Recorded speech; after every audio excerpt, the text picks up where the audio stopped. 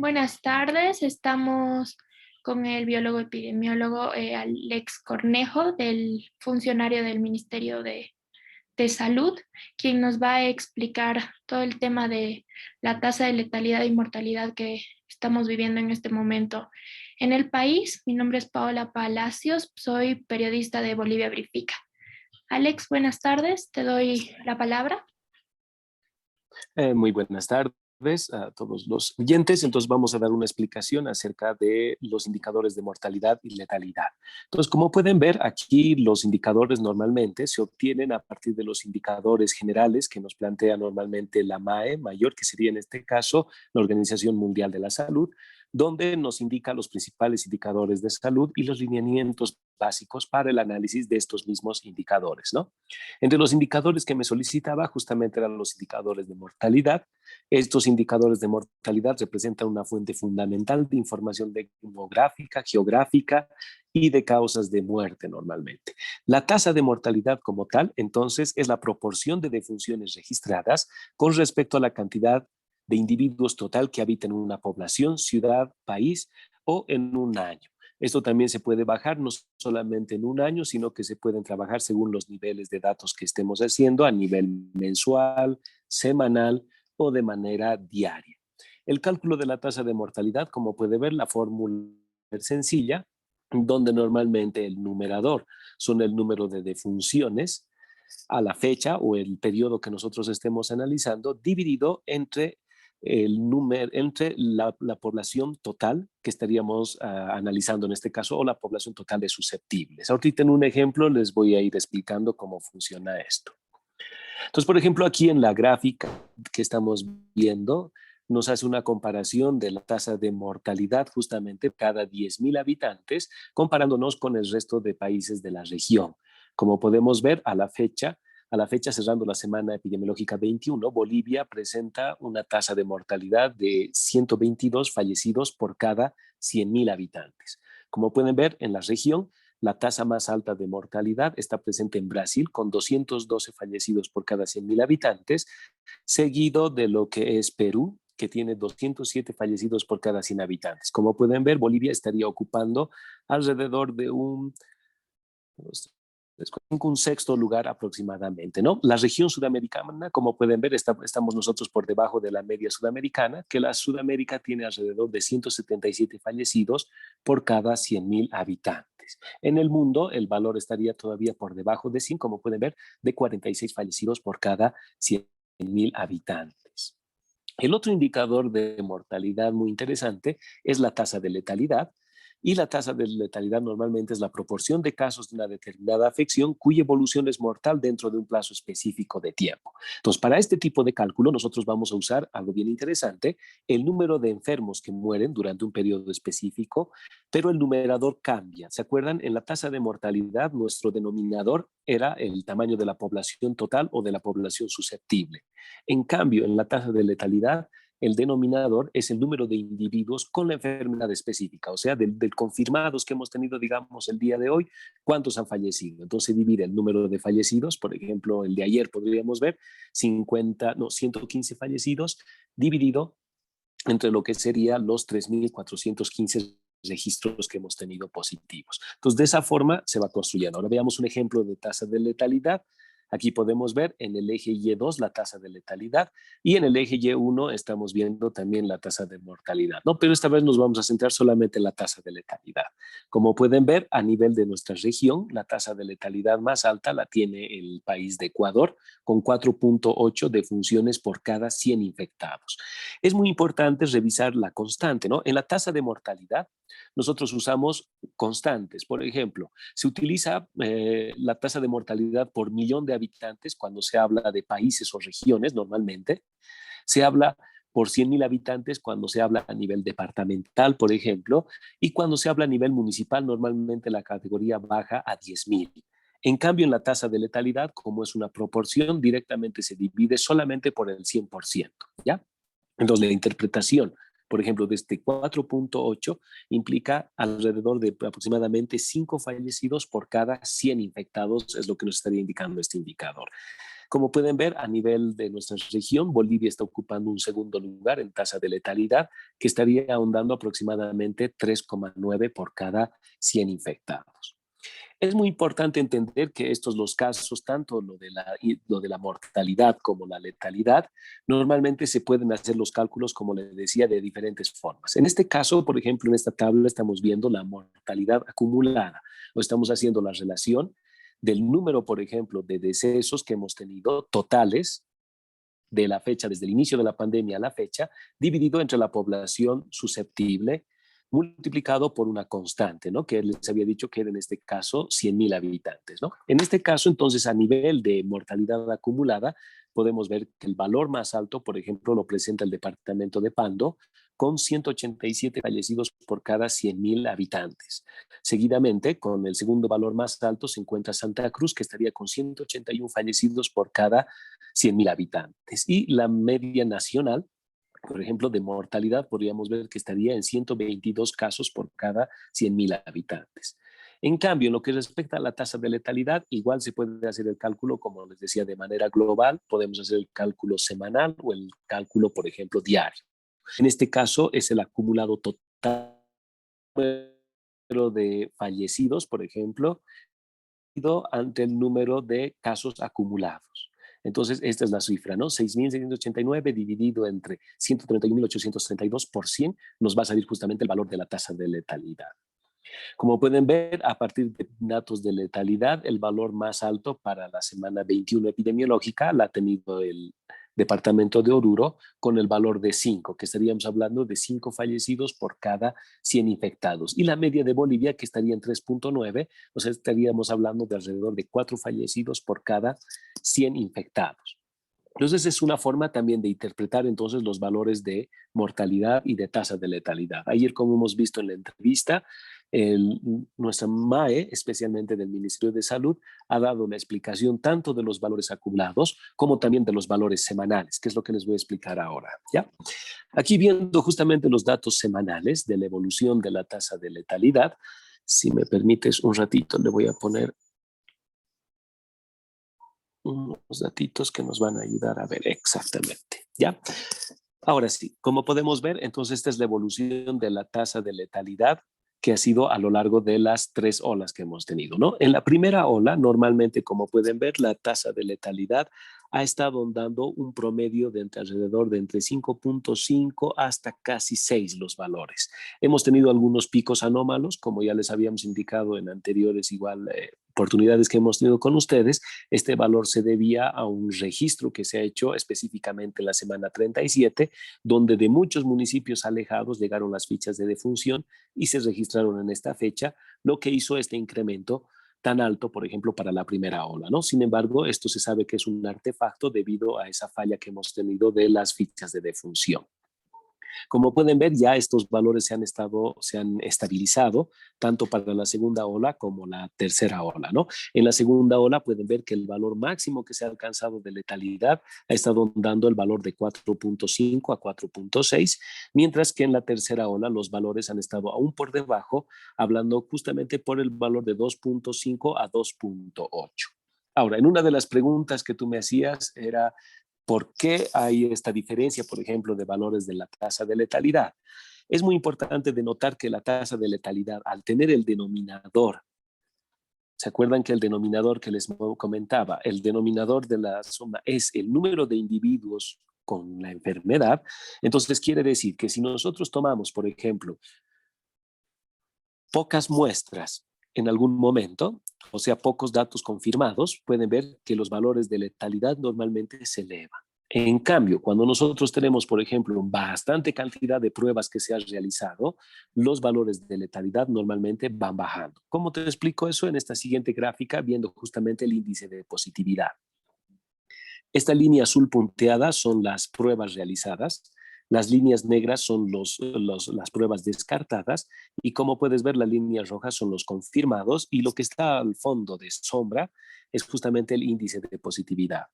Como puedes ver, en la primera ola nosotros hemos alcanzado, por ejemplo, el número de pruebas realizadas que han estado dando a cerca de los 22.500 pruebas realizadas en los momentos más álgidos de pico, ¿no?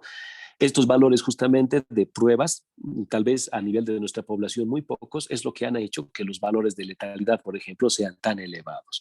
Sin embargo, para la segunda y la tercera ola, como pueden ver, hay un incremento en el número de pruebas realizadas totalmente superando. Miren, la primera ola habíamos, como les había dicho, 22.500. En la segunda ola nosotros hemos alcanzado el número de pruebas en el orden de los 45.000 y en esta tercera ola nosotros hemos alcanzado casi los 80.000 pruebas realizadas. Entonces, como les había dicho, a mayor número de pruebas realizadas, por ende los valores de letalidad se van a estabilizar más y nos van a dar valores más correctos. Sin embargo, mientras menor número de pruebas nosotros realicemos o tengamos poca cantidad de casos positivos, los valores de letalidad normalmente tienden a incrementarse y a dar valores que no son muy coherentes.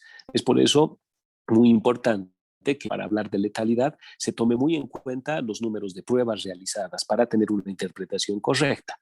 En este sentido, por eso nosotros utilizamos el valor no tanto de letalidad, sino de mortalidad, ya que este valor justamente el denominador es la población susceptible, o sea, es la relación de muertos en relación a la población susceptible, lo que nos indica un valor más certero y más equilibrado a diferencia de la tasa de letalidad.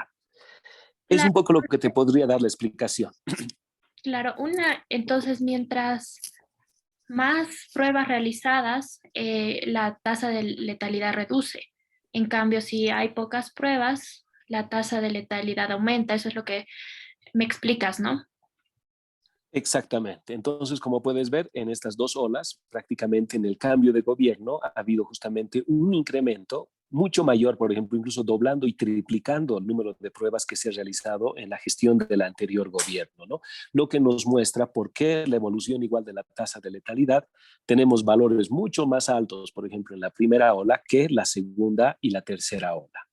Ahora, como te decía, por eso nosotros tomamos un valor de referencia que es menos susceptible a este cambio de los denominadores, que es la mortalidad acumulada, ¿no? En cuanto a la mortalidad, entonces vemos la relación de los fallecidos respecto al tamaño de la población, porque es necesario entender que no es lo mismo hablar de un fallecido en Santa Cruz, que tiene una población de 3 millones, que un fallecido, por ejemplo, en Pando. Para una población de 158.000 en Pando, por ejemplo, un fallecido causa un efecto. Pero en cambio, un fallecido para una población de 3 millones no afecta en nada. Entonces, es por eso que ante esa relación que normalmente se escucha en los medios de comunicación que dicen tantos decesos así, no tiene equivalencia. Por eso se hace esta modificación de la tasa de mortalidad, ya que hacemos el ajuste en base al tamaño de la población. Por ende, entonces, estos serían los valores más estables que tenemos a nivel de mortalidad. Y si nos ponemos a sacar los valores de mortalidad que ha habido en las tres olas, en este caso la tercera ola sí tendría una tasa de mortalidad más fuerte, ¿verdad? Porque hay más casos registrados durante esta ola. Durante esta ola, sí, prácticamente. Pero a ver, vamos a ver un poquito las variantes por ola para que tú puedas ver cuánto ha variado. Permíteme un segundito. Claro. Aquí tengo justamente un pequeño resumen.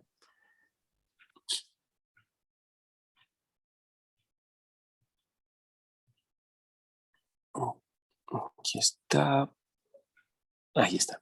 Entonces, estos son los indicadores por olas epidémicas. Entonces, como puedes ver, en una primera ola epidémica, la tasa de mortalidad a nivel nacional ha acabado con un valor de 77 fallecidos por cada 100.000 infectados. Sin embargo, para la segunda ola, como puedes ver, la tasa de mortalidad más bien ha descendido, ha bajado a 29 fallecidos por cada 100.000 infectados.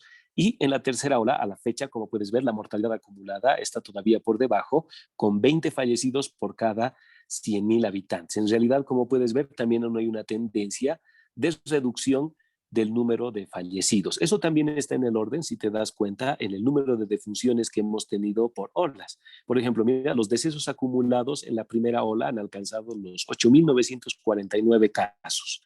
En la segunda ola, por ejemplo, hemos tenido los decesos de 3.375. Y a la fecha nosotros tenemos todavía recién 2.419 fallecidos en esta tercera ola. Por ende, como puedes ver, todavía estamos en un periodo bajo, no hemos superado los niveles de la primera ola. Claro, y yo creo que ¿a qué momento se va a ver ya el total de la tasa de mortalidad cuando termine la tercera ola? ¿Cuánto tiempo después se puede apreciar cuál es la tasa de mortalidad que ha tenido esta ola? Global.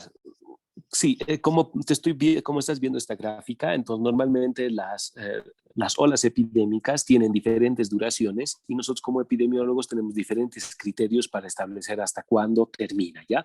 Ujú. Uno de los criterios es, como puedes ver, una tendencia ascendente, un periodo de meseta, un descenso y una fase justamente de recuperación. Y luego de esta fase de recuperación, que normalmente tiene que ser hasta 6 semanas epidemiológicas, un nuevo incremento. Entonces, a esta fase de incremento, nosotros la consideramos justamente un nuevo oleaje. Se ha acabado la batería de mi puntero, mil disculpas. No te Aquí preocupes. está. Pero aquí puedes ver, en cambio la segunda ola, por ejemplo, puedes ver incluso la forma ha cambiado, porque no ha habido restricciones como ha habido en la primera ola. En la primera ola, ¿te acuerdas? Teníamos cuarentenas y demás, lo que ha hecho que la forma de la curva y el contagio sea mucho más lento. En cambio, ya para noviembre, cuando se ha aperturado, por ejemplo, varios rubros, ya puedes ver, por ejemplo, un crecimiento exponencial. Y el tiempo de duración igual de la segunda ola ha sido mucho menor, por ejemplo, de la primera ola, ¿no?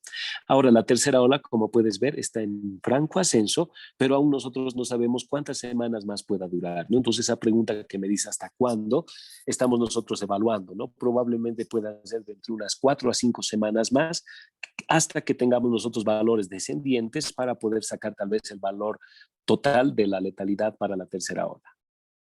Porque en este caso, ¿cuánto tiempo ha sido las semanas que han esperado de las anteriores olas para ver la tasa de mortalidad en cada una de estas olas? Por ejemplo, los cortes, como te decía, se hacen según la forma de la curva y el ¿Ya? corte para la primera ola ha sido justamente la semana 48, o sea, el valor más bajo registrado en la primera ola. Desde el siguiente valor que ha empezado ya a crecer, entonces se considera la siguiente ola. En este caso, como puedes ver, no hemos tenido un periodo de recuperación, pero sí hemos tenido un descenso, mira, marcado de casos durante varias semanas. Entonces, este valor mínimo que vemos aquí en la semana 12 es el que nos ha marcado, por ejemplo, el inicio de la tercera ola. Entonces, para nosotros poder ver cuándo va a acabar la tercera, necesitamos esperar a que la gráfica justamente vaya a eso y tener aproximadamente unas semanas de un periodo de descenso prolongado aproximadamente, ¿no? Por eso te decía que esos valores se van a recién ajustar de aquí a unas 6 semanas probablemente. Claro, cuando ya todo, cuando empieza a bajar el pico, no importa si es tan mínimo como en la primera ola, pero tiene que bajar como me muestras en la segunda.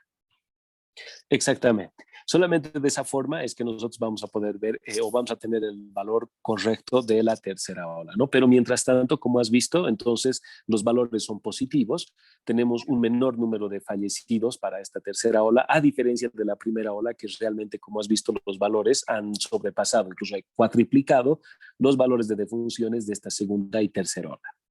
Claro, es que sabes que nosotros te preguntamos esto porque hay muchos cuestionamientos de usuarios de las redes que se preguntan por qué si antes había tantos fallecidos y ahora que hay tantos contagios, la tasa de letalidad es tan alta. O sea, antes y ahora es baja. Entonces, ya después de esta explicación que nos das, yo creo que está mucho más claro y se puede ver la diferencia entre la tasa de letalidad y la de mortalidad, que son Exactamente. dos cosas totalmente diferentes. Sí, o sea, son indicadores, los dos son indicadores de mortalidad. La única diferencia entre ambos, como te decía, son los denominadores. En la tasa de mortalidad, el denominador es la población susceptible, o sea, hacemos la relación de muertos respecto a la población, y en la tasa de letalidad, el denominador son el número de confirmados según el análisis que estemos haciendo, o acumulados de todo el año, o semanales, o también se puede sacar, por ejemplo, la letalidad diaria. Pero como hay mucha variación normalmente en los valores diarios, normalmente utilizamos la medida semanal, que es uno de los más acordes. Y tampoco también el semanal, a veces, como has visto, tiene bastante variación, utilizamos la letalidad acumulada. Entonces, según el nivel de análisis que vamos a realizar. Perfecto, Alex. Yo agradezco mucho tu explicación. Es más, ha sido muy completa. No tengo ninguna otra pregunta para hacerte. Yo creo que ya con esto nosotros podemos hacer que todos los usuarios de redes sociales puedan entender la diferencia entre estas dos tasas. Y más bien, gracias por el aporte que nos estás dando. No, no se preocupe, más bien el agradecido soy yo.